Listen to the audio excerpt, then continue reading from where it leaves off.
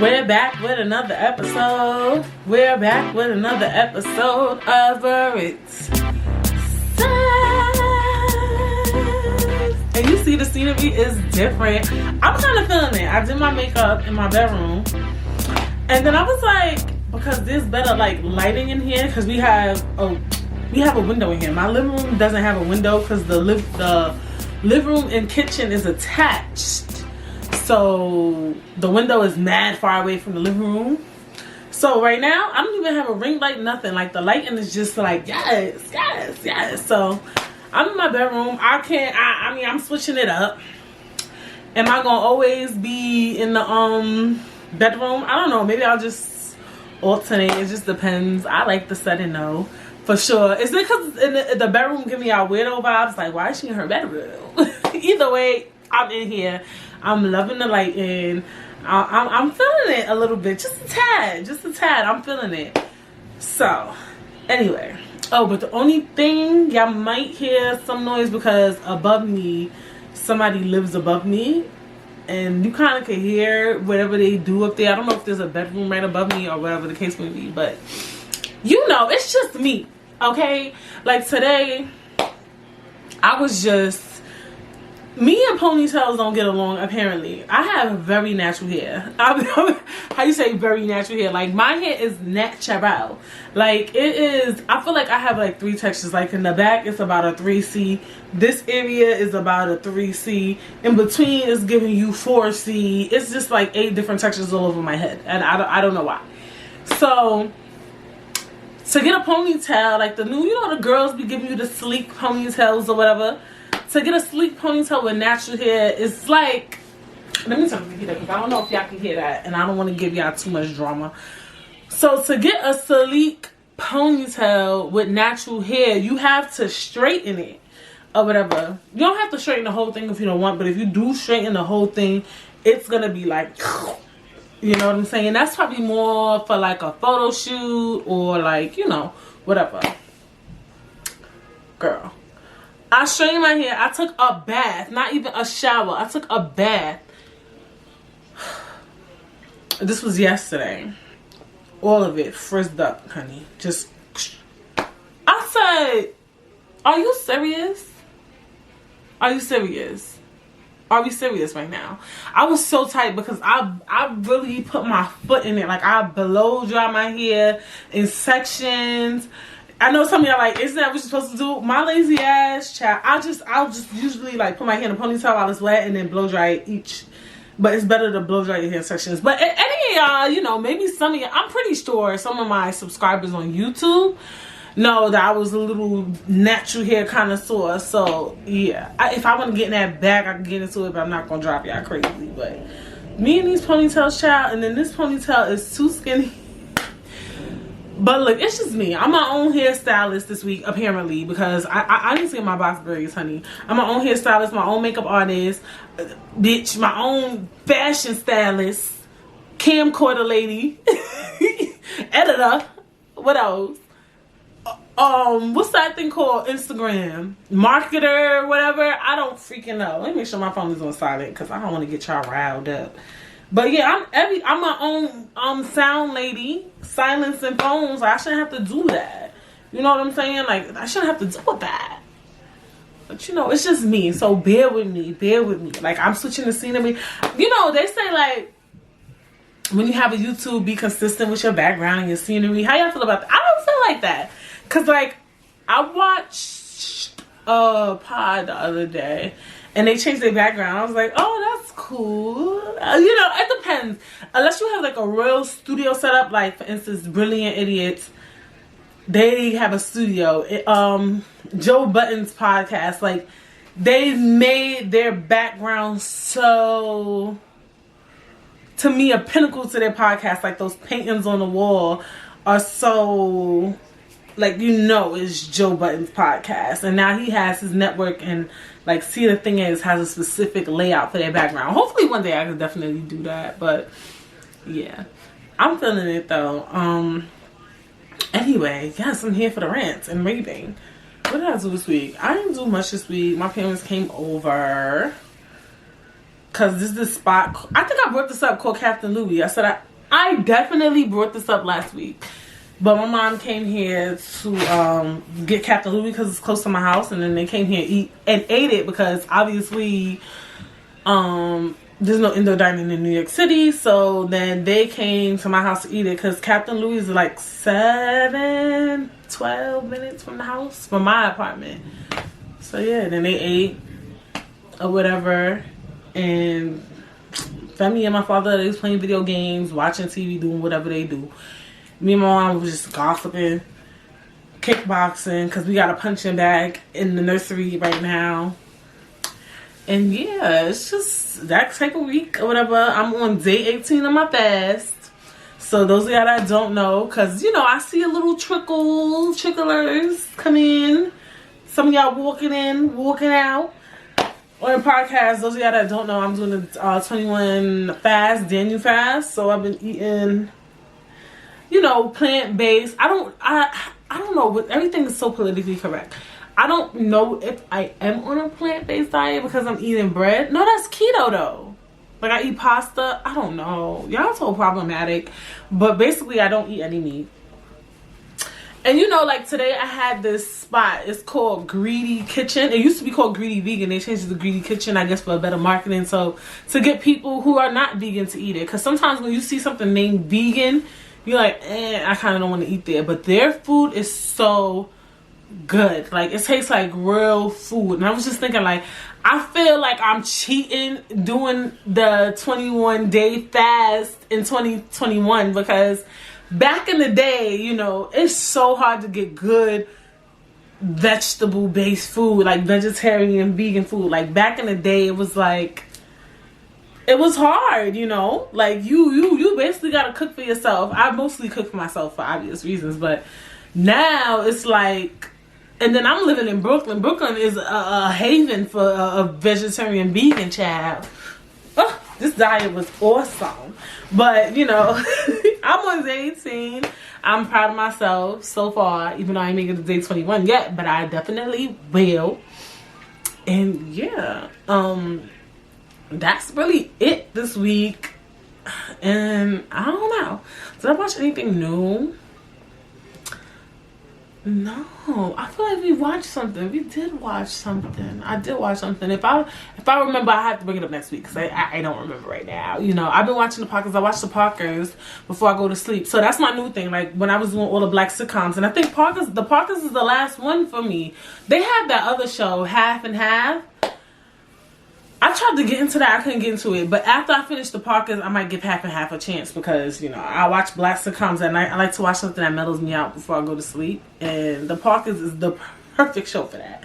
The Parkers is the perfect show to watch before you go to bed because that show is a hot-ass mess, child. Ain't no way you finna go to sleep with no damn nightmares. Maybe if you watch the Halloween episode, but that show is just...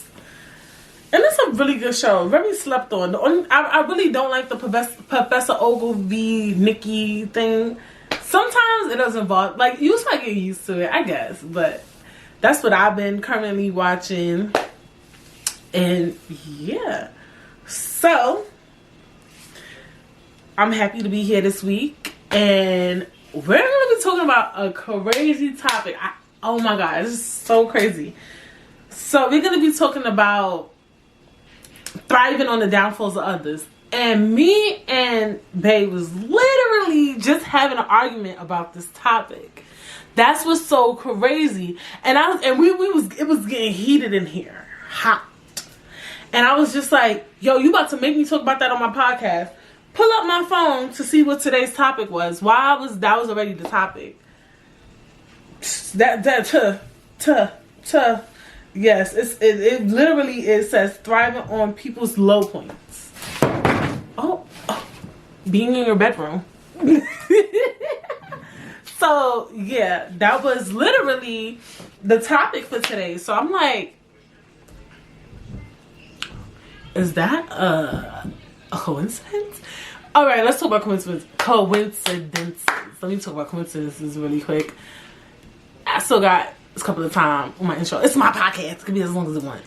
So Funny story, my friend Keisha had hit me up and she told me about coincidences, how she don't believe in coincidences. And I was kind of like thinking that too, like, is everything really a coincidence? Like, I feel like when people say stuff is a coincidence, they be like, that was a coincidence. Like, they be being a hater or they be trying to calm you down or something like that. And then literally that week, I told y'all I watched Pastor Michael Side. I'm tight that I watch him. So I've literally watched mad pastors. I watch a sermon every day. So my top sermons that people I watch is John Gray. I watch Michael Todd. I watch Stephen Furtick. I watch mad people like like if you know somebody, recommend them. Darius Daniels. Like I watch Sarah Jakes. Like because I'm watching it every day, so I need variety. But anyway, I watched Pastor Michael Todd's sermon last Sunday. Like right before I do the podcast, I usually watch a sermon, and he talked about how God speaks to you or whatever. And he said, there's no such thing as coincidences. And so that's making me want to take that word out my vocabulary. Like, literally, like, I don't want to say coincidence no more because of that. And I was like, he might be onto something. Like, he was saying, like, he speaks to you with signs and things like that. And I'm just like, But it wasn't for me. Well, hey, I don't know who that sign was for with this topic being that topic and me and him getting into an argument about it. I don't know who the sign was for. Maybe it was for both of us. I don't know. But yeah, that was today's topic. Because I literally said, yo, you getting me in my bag. Like, I'm about to really switch the topic today. I didn't know what the topic was. Because sometimes I forget. I have a bunch of topics in here.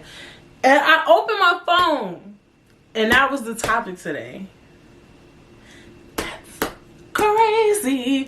But that's perfect too for me because now I feel like he riled me up enough to really speak heavily on the topic. But yeah, today it's about people thriving on your low points. And let me tell you how this topic came about. There's no expansion of mine because yeah, I want to tell y'all how this topic came about. So 2020 was a crazy year for me, probably for you, or whatever the case may be. So around 2020 I had announced that's not it. Well, I announced the loss of my child. Boom. So this was when did I say that? September, October, November, one of them, child. So then a couple of months later, I always feel like I have to be socially responsible, and I don't even have like a big following, but it's still, some people tell me like, you still have a platform no matter how small it is. So I try to keep that into consideration. So I felt like it was important for me, follow me on Instagram _Britstagram, to go on my story and tell people like, look, because when I get on a podcast, I'm like, ha hoo hoo. It's making it look like I went through something traumatic and I'm just acting like it never happened. That's definitely not the case, Brit Says is filmed on Sunday, which I'm trying to work on filming it on Friday or Saturday. And hopefully I get to a point where I could do that. I can, but it's just like... But anyway, Brit Says is filmed on Sunday. I do the editing all Sunday. I don't care what time I film. I just stay up all night. I edit. I make the promo clips. I do whatever I have to do. So, and then Monday I post... everything, blah blah blah blah blah. So Brit Says is technically 1 or 2 days out of my week. How many days are in a week? 5 days out of the week? So I wanted to let people know, like, yeah, I post on Mondays and you might see me playing around, but the other 5 days of the week I'm putting in work. You know what I'm saying? Like, just to make sure I'm mentally good.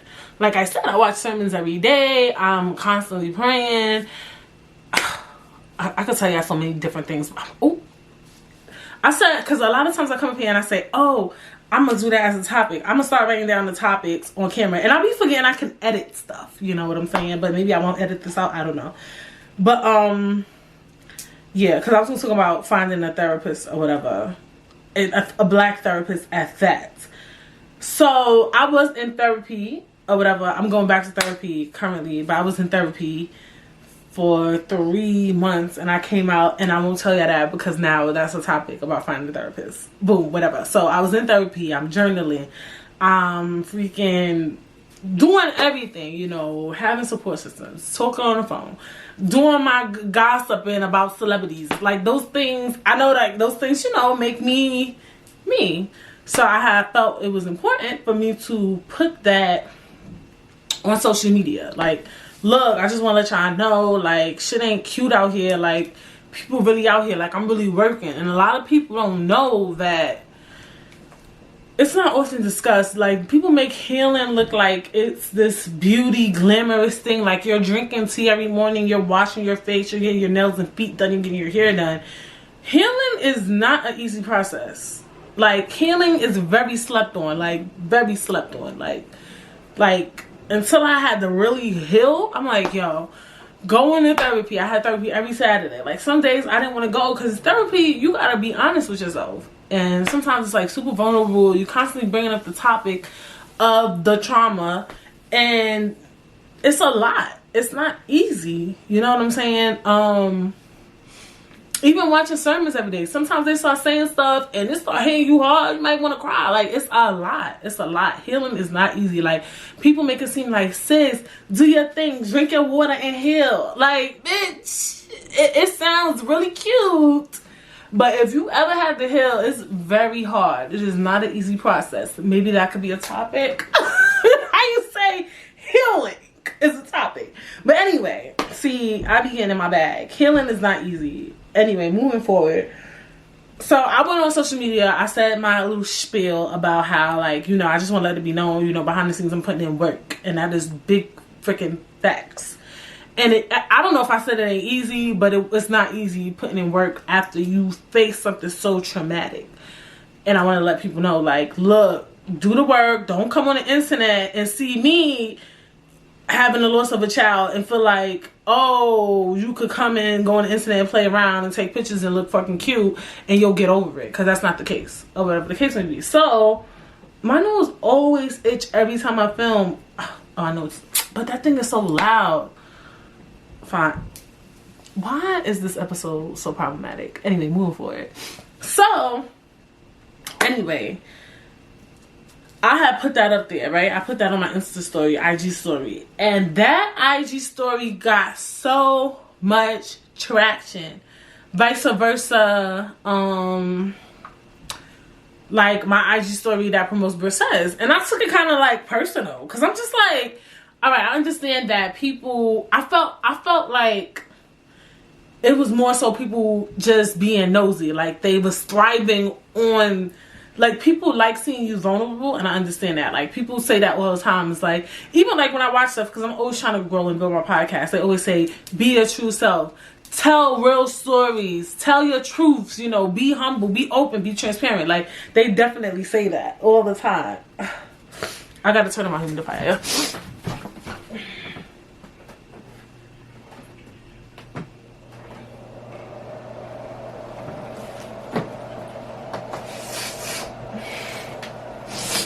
Okay. They say, you know, be open, be humble, be transparent. They say that all the time. Like, you know, be transparent or whatever the case may be. So, for me, I understand that those type of things probably got traction because it was me being vulnerable. But I feel like not everything is about vulnerability. Like, I feel like people thrive off of that type of stuff, you know. One of my other top posts on Instagram was me announcing that I was engaged. I don't know if me announcing I was pregnant was one of my top posts because I put that in my archive. I wonder if I could still look. I don't know. But also that's one of my top, you know, IGTV stories, you know what I'm saying? Like, vice versa, like me doing my podcast or whatever the case may be. And I feel like those are things that, you know, that type of stuff weirds me out personally, because I know, first of all, well, I don't know everything about everybody, but I feel like, I don't know, I don't want to speak on that. I was gonna say I don't feel like everybody has experience of pregnancy loss, or I feel like maybe people really was like, yo, this bitch is fucking crazy. She keep coming on social media laughing and joking, and she dead ass lost the baby about 3 months ago. Because at the time I said it, I think it was October or November.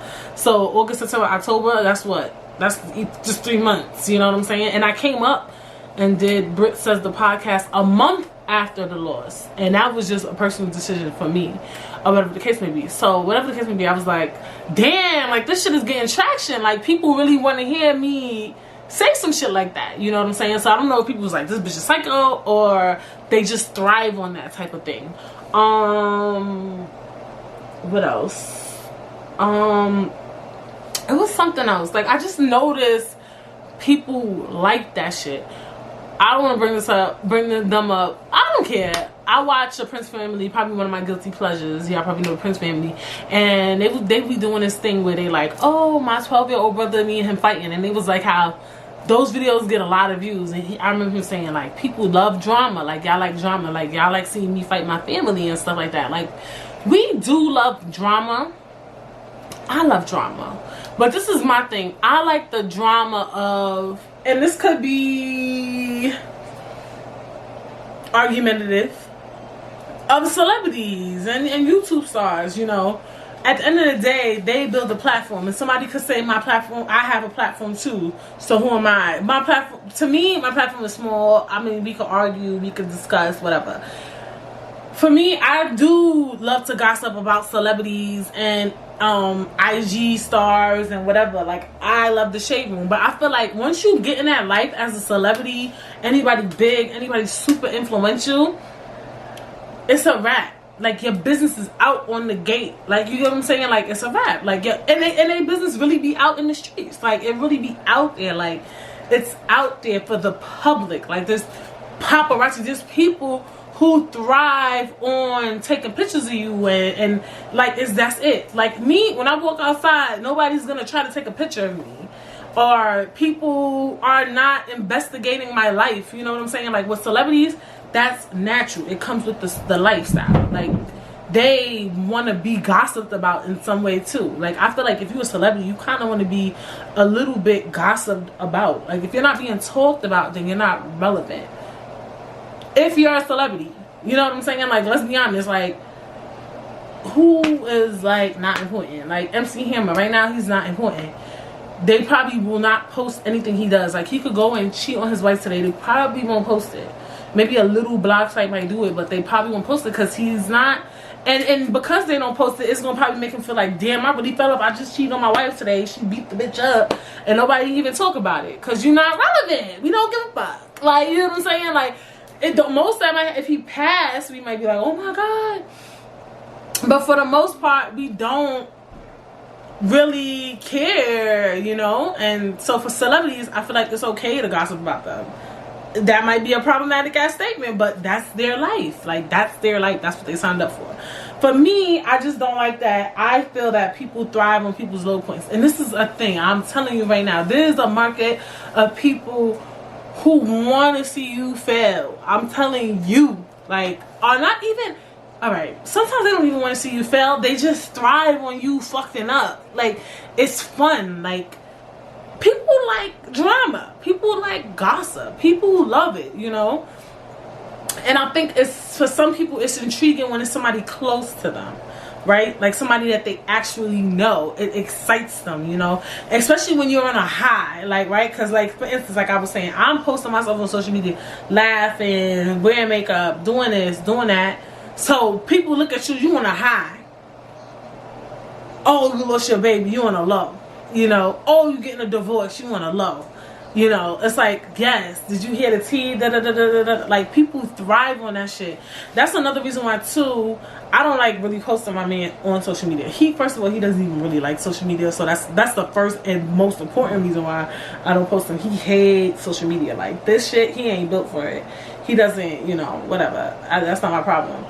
But he doesn't really like social media, number one. Number two, I told myself after what had happened, like, anything I love, anything I care about, I ain't posting it on the internet like that. Like that. Like, I'm not going to say I wouldn't post things I love or care about on the internet, because I post a lot of things I love and care about. But I would never post, like, him. Because people like that. Like, I feel like, I don't know, like, y'all, you know, this is my opinion, you know. I feel like people, they'll see you happy with your man, they'll find a way to make him, like, people thrive. It's a market for that. Like, it's just... People thrive on low points. Like, I'm telling you, people do not thrive on that high point shit. Like, don't get fucking gas. Like, people love that shit. Like, even we love it a little bit. Like, me singing, I be watching celebrities do certain shit, and I'm just like, like, for instance, talking about pastors.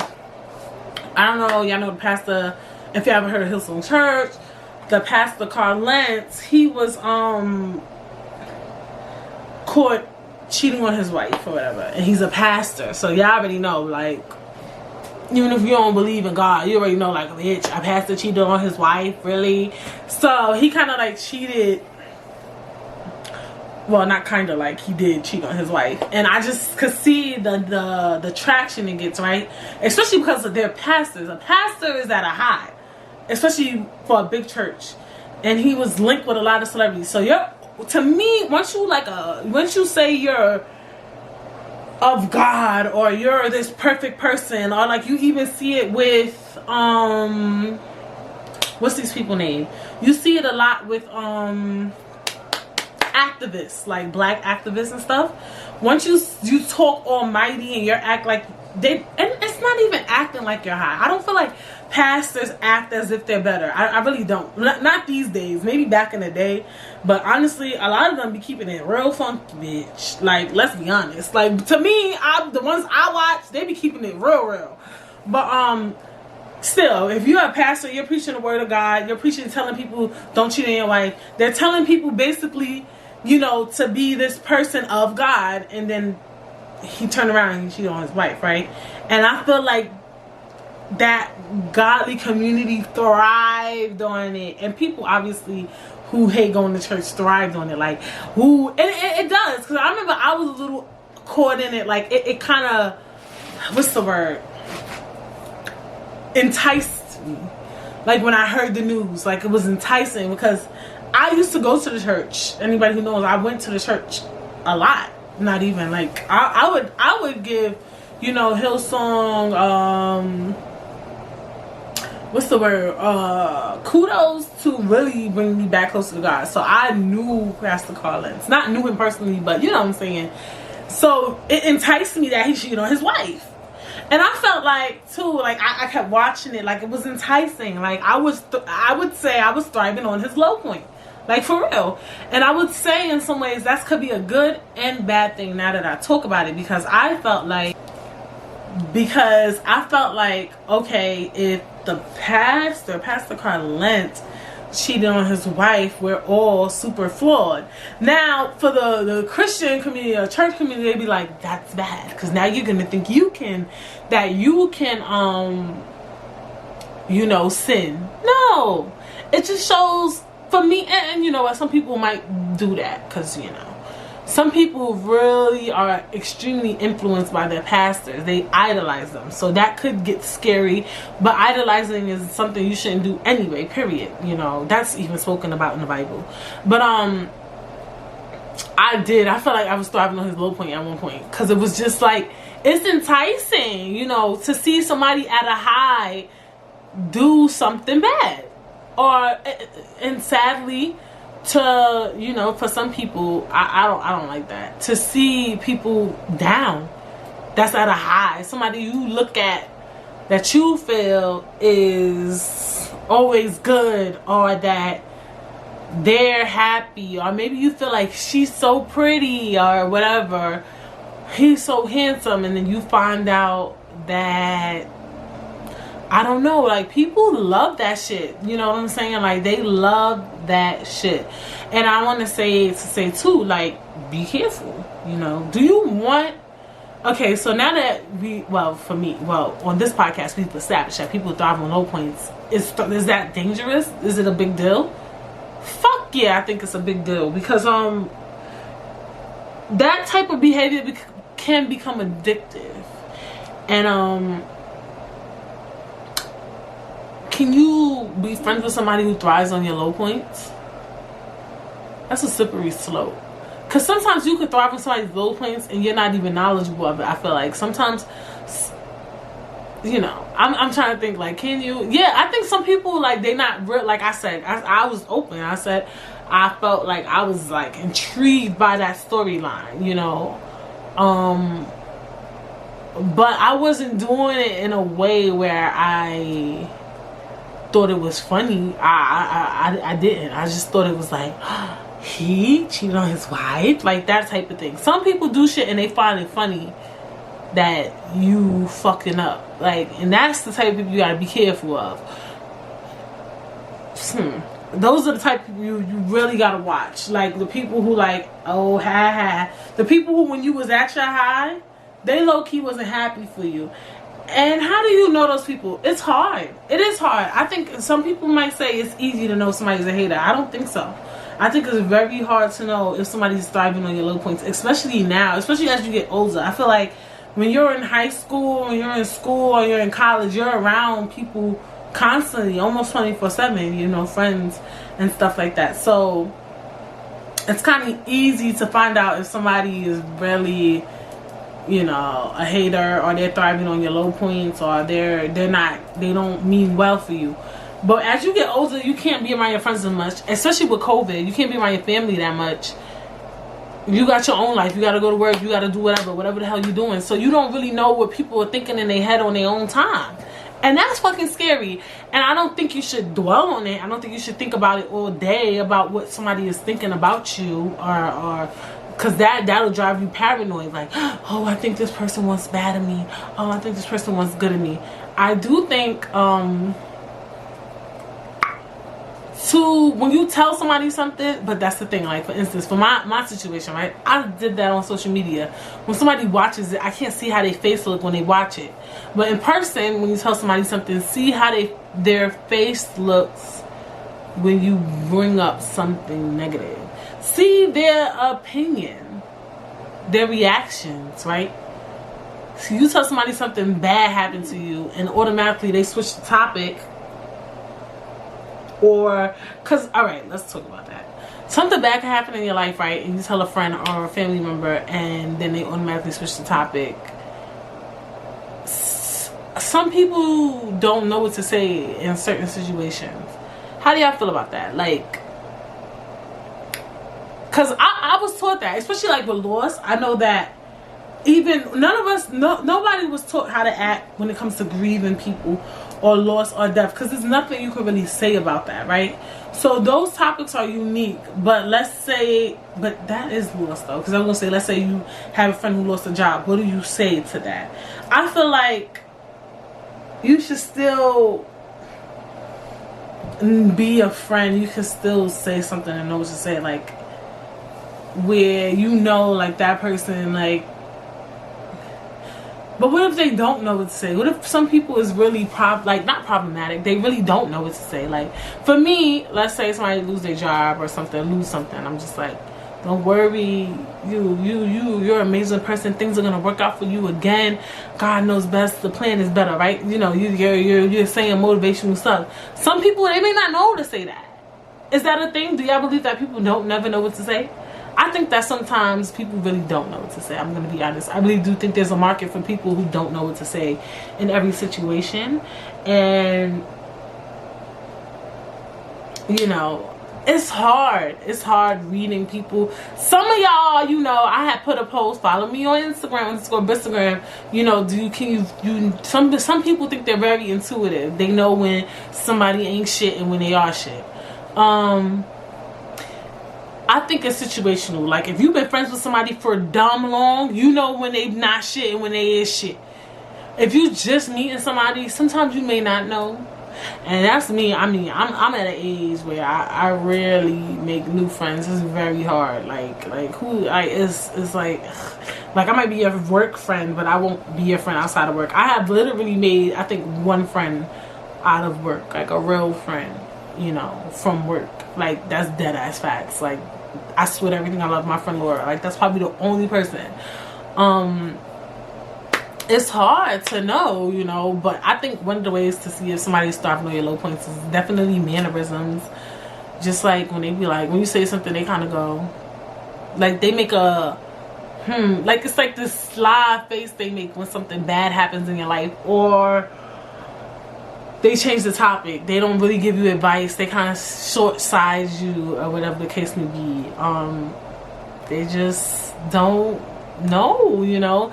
But like I said, we don't know. Sometimes people really dead ass don't be knowing what to say. So it's like really hard. But like I said, I think that a lot of people thrive on low points, and I'm learning that being, to me, more heavy on social media, keeping up with my podcast. I see what people like, I see what people don't like, and like I said, I don't drain myself in analyzing it, because those are the problems you don't want. But I'm like, damn, these are the things people like. You know what I'm saying? Like, this is the shit. Oh, and for instance, another thing. One of my top IGTVs was a snippet from Briseis. My eyelash was flipping, right? And I knew it was, but I just didn't give a fuck. But I was like, I feel like people was like, I love this shit. Let me share this shit. Look at this bitch eyelash fucking up. For me, I like that. Okay? As long as the eyelash, like if my titties out, I'm not gonna put something like that on social media. If my titty fall out, I don't know why that would happen. Oh, maybe if I'm wearing like a low cut shirt. I don't like wearing low cut shirts and stuff like that on camera, because I feel like all y'all gonna do is look at my titties or something. But anyway, so I'm noticing like this shit got mad views, and like a lot of this shit that get the most views be fucked up shit. You know what I'm saying? For me, my things like at the top likes though are fashion posts, like lately, like when I put up a nice picture. So I'll give it that. I'll give that. But when it comes to like videos and all that shit, that's what motherfuckers like to hear, the bullshit. So I was like, so this top post with my eyelash looking up is the top post. But I was spending some real shit in it. So I was like, to me, you know, you could share that with somebody to be like, oh, her eyelash is fucked up. But somebody might really listen and be like, she funny as fuck with a fucked up eyelash, and want to watch Briseis the podcast or listen and stream on all DSPs, baby. So I'm here for the rah-rah shit too at the same time, because I might, you know, and that's the thing with drama. It's like, you know, it gravitates people and it can help you business-wise. But how much drama do you want to put out there? You know, because sometimes I could get a little scary. Like I've always been like that. I think I talked about that on the podcast. You know, stream all the old episodes if you haven't listened. But I really get really wary when people tell too much of their life. You know what I'm saying? In a really obscure way. Like when people are just so, it makes me uneasy. You know what I'm saying? But you know, to each his own. You know, you can't really gauge these things. But yeah, like I said, like when I saw that, I'm like, this with the fucked up eyelashes, the type of shit people want to watch. Y'all motherfuckers ain't shit. Or just me saying, you know, like I started it, I was like, I know a lot of you know that I lost the baby this year. That shit, I be putting up funny, good quality shit, and people want to hear the fuckery. But then I could say, is it drama or vulnerability? Maybe people like vulnerability. That's why we like the Cardi B's and we like the Tiffany Haddishes, because they're fucking nuts. People love that shit. Why do we love that shit? Why do we love like that craziness? I think it intrigues us and it makes us be like, oh my gosh. Because a lot of us are really, what's that? Like, streamlined. Like, believe it or not. Like, majority of us are really streamlined. We really feel, you know, like we gotta be perfect. Maybe not perfect, but you know, good. So when we see people being vulnerable and open and brave, it's like, what the fuck? Like, this shit is dope. Like, I think that's what it is. Like, I feel like a lot of times, like, we feel like we gotta be so quiet, and not quiet, but like we can't be vulnerable. Like, you know, so I think it could, is it really like fighting on a low point or just being intrigued and fascinated? How do you know the difference if somebody is just literally intrigued and fascinated by you being so open, or if they're really thriving on your shit, like they looking at you like, aha, bitch? How do you know the difference? Because a person who's intrigued by you, when you tell them a story, they might not say anything too. Just like a person who's a hater, if you tell them a story, they might not say nothing, right? How would you know if somebody's intrigued and fascinated by you, or if they just like yeah, bitch, aha, you caught an L? How would you know the difference? You don't know. You don't know. You never know. You never know. You really don't know. You don't. You don't know when people are being intrigued. You don't know when people are fascinated and when people, you know, feel different. It's weird. But I do think there is definitely a big market of people who are intrigued and fascinated by people who are just their authentic self and don't give a fuck. I'm very big on that. I love a person who crazy as fuck. Like, for real. So, I was gonna say, do I want to hang around them? A lot of times I do. I do. I said that. I used to be in the past. Old Britney used to attract crazy people. I love it. But I just feel like in a world where you know not to be loud or when you're told to lower your voice, you just like, yes, bitch. Like, you just screaming, bitch. Because the world is telling you to be quiet. But you're saying, my voice could go this high. So let me use it. And you can't get in trouble for the shit. That's just how you talk. You know what I'm saying? If you go outside and you're talking loud, yeah, somebody might complain like, this bitch outside talking loud, but technically you could talk loud. You know what I'm saying? Or people who go outside and they want to wear green fucking hair, bitch. Like, they say have black hair, have blonde hair. Brown is the minimum. You said, why not green? It's kind of dope. I like that. I thrive on that. People who just open, you know, especially people who are open about their sexuality. When I say sexuality, I don't mean like I'm straight, I'm gay. I mean literally like people like who go on the internet and be like, I like sucking dick or something. I'm just like, wow, love that for you. Those people are intriguing. Be honest. You love it. You fucking love it. You love that shit. You thrive on that shit. Like, you thrive on that bullshit. I'm telling you, it's something about people who just don't give a fuck. Like, and you don't know. I do think there's a big market for fascination and just loving to see people who do things that you would never fucking do in your life. Somebody couldn't even pay you to do shit that somebody else would do. You're like, ugh. I even see people do something, I'm like, I wouldn't do it that way, but I'm gonna watch you do it though. You get what I'm saying? It's like that type of thing. Like, I would never do something like that. That's crazy. Why would she do that? But you just can't stop watching. It's just like Donald Trump. Like, you really fucking hate him, right? When he was the president. And probably still, you know what I'm saying? Or the Capitol. When the fucking white people was fucking running through the Capitol, you kept watching. Why? Well, we kept watching because we want to see what's going to happen next, bitch. We want to see somebody who's going to get shot the fuck up clean, bitch. But at the other time, you was watching too because you like, this is crazy. Like, they're going in a government building. Like, it fascinates you. Like, what the fuck? You know what I'm saying? Like, look at these people. They're crazy. Like, you get what I'm saying? Like, Trump, he was just like, he be just saying anything. You just be like, because usually when you don't like somebody, the smart thing to do would be to block them, take them out your life, don't pay them no mind, right? But we just keep watching, bitch. you just ready watching the show, feet kicked up, hands folded, just watching them fuck up. You know what I'm saying? So maybe it's the fascination. Are people thriving on my low points, or are they just fascinated by me? You know, people do tell me to, like, when I did put my business on Front Street. Yeah, I know that term. Like, wow, that was really brave of you. And I'm just like, bravery, right? That's brave of you. People say that to me all the time. Thank you for your vulnerability.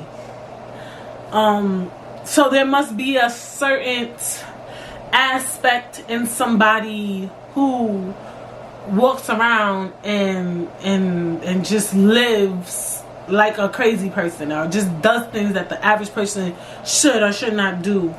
Is that bravery? Do we consider Cardi B brave when she goes and does an interview on a classy show and she's like, yeah, you already know? Is that brave? Bitch, it is. But she dead ass just being herself. I think if you was to say that to her, like, wow, you really interviewed Biden and you was just talking ghetto, you're so brave. That's offensive. Like, that's quite fucking offensive. Oh, you really went to the White House with those long nails, you're so brave. Like, would you say that to them? Like, I guess in certain situations that, what calls for the word bravery? Cause bravery could be offensive. Like, imagine you go up to Cardi B and be like, wow, you went on there with your ghetto accent? You're so brave. I mean, that's so embarrassing. Because it's embarrassing. Bravery is when you do something that can be deemed embarrassing. I would say that. Some people say bravery is when you put yourself in the front of a sword or some shit. Or that is bravery. When you do something that's scary, but you still did that shit anyway. You were brave enough. You know, niggas say, you brave enough to come to me, I will fuck you up.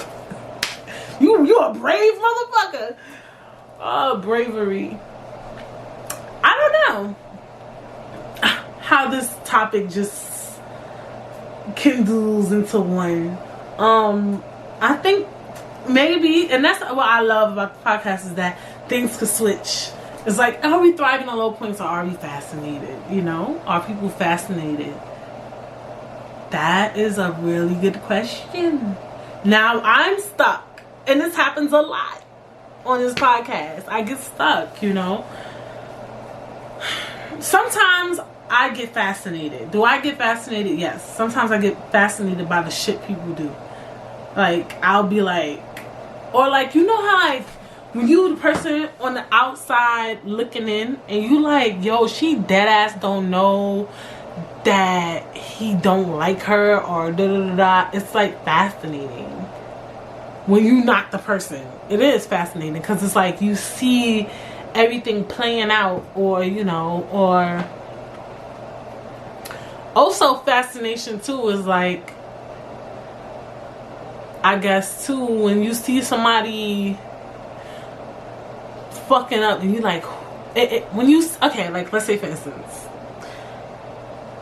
let's say you see somebody go through a divorce, right? But you just seen that, you just heard they went through a divorce and they man was fucking 5 bitches or whatever, right?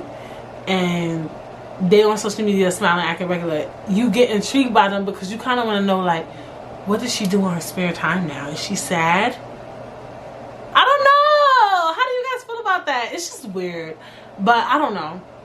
I do feel like people generally, there's a 50-50. 50-50, or is it, y'all think 50-50 high? Okay, let me tell you what I was going to say. I was going to say there's a 50% of people who are just fascinated and intrigued. And there's 50% of people who are just thriving on your low points. You know what? I'll take that back. And I'm going to tell you why. I think it's 90-10. Love this podcast. I think 90% are intrigued and fascinated by you, and 10% just thrive on your low points. And I'm going to tell y'all why. Because I do think there's a market of people, and this is my biggest pet peeve, that's where they got haters. So thriving on low points is, a person who does that has to be considered a hater. And sometimes, like, I'll see people saying it's niggas that really want to be me, or like people hating on me, and they be looking bogus. And I'm just like, who's hating on you? They could be talking about one person, but like the way they'll state it is like they got mad haters. And so that's why I'm really like kind of hate the word haters, because I just be feeling like, let me write that down. Yo, y'all know, sidebar, y'all know the comedian Deon Cole? He's on Blackish. If you used to watch comedy, y'all remember when Deon Cole used to say jokes, and then he would while I wrote on a note Deon Cole, I meant to write haters. You remember when he used to like say his jokes, and then when the people didn't laugh as much as he wanted to, he would write it down? Like, I feel like I'm doing that. Like, as soon as I say something, I'm just writing down what I feel. But yeah, I hate the word haters because I feel like a lot of people be ODing on that word. Like, some people really be thinking they have haters. Like, I really don't think that mad people got haters like they think they do. Like, I think some people, like, I don't want to get into that topic because now that's the topic on Brit Says the podcast.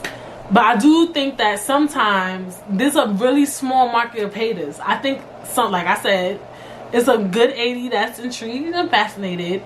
And I think maybe even like, maybe there's about, if you're a big celebrity, yeah, you got some haters, big fucking facts. Like, but there's a small market of people who hate on people. I really believe that. I think people just don't understand that you might not be liked. Like, not everybody is likable. Like, like when I think of the word hater, it's like you just don't like that person for no reason. Like I think a lot of times when people don't like people, they dead ass be having a reason. If the reasons are stupid, then obviously they're a hater. But that's the reason why I'm gonna say it's 90-10, because I think there is the amount of haters in the world are very small. I think that can be argued. I think motherfuckers be thinking they got haters when niggas dead don't like you. Like motherfuckers really don't like your ass. Like, stop. Like, you not that easy to work with. You're not that easy to befriend. You're not that easy to hold a conversation with.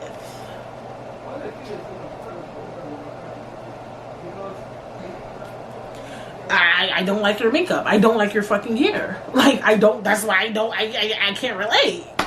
But I'm a hater. So I mean, I guess I closed the podcast on saying that maybe there's only a 10% market of people who thrive on your low points, and the other 90 are fascinated and intrigued. And that's just that on that. So I hope y'all enjoyed that topic. I definitely did. It gave me some clarity. And yeah, you know, follow me on Instagram _Britstagram. Follow me on Twitter, Brit says 2 T's. Brit with 2 T's. What else? Subscribe, like, comment, hit the notification bell, bitch. If you watch on DSPs, whether it be Apple, I got a couple of Spotify listeners, so somebody cares. I don't know how many it was, but the Spotify listenership went up. Leave a review and give me some stars, or whatever the case may be. And yeah, I will see you guys when next